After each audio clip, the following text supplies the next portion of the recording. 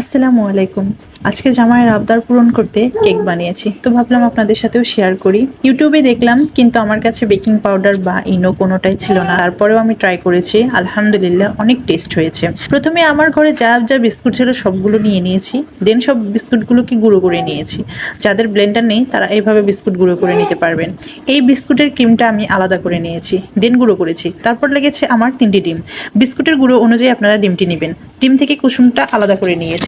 তারপরে এই ঘুটনির সাহায্যে ডিমটিকে ভালো করে ফাটিয়ে নিয়েছি। দেখুন কেমন ফুলেছে। তারপর ডিমের কুসুমটা দিয়ে আবার ফাটিয়ে নিয়েছি।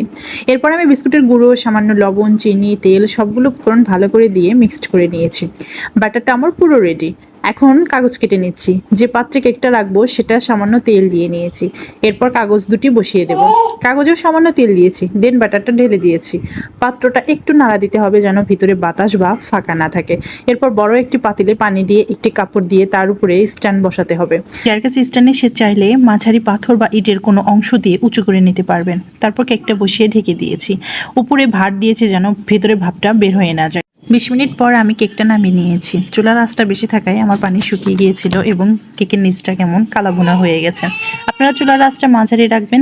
দেন আমি উপরের অংশটা কেটে তুলে রাখা ক্রিম এবং জেলি দিয়ে ডেকোরেশন করেছি। যদিও আমি ভালো ডেকোরেশন পারি না, আপনারা আপনাদের পছন্দ মতো সুন্দর করে সাজিয়ে নেবেন। খেতে কিন্তু অনেক মজা হয়েছে।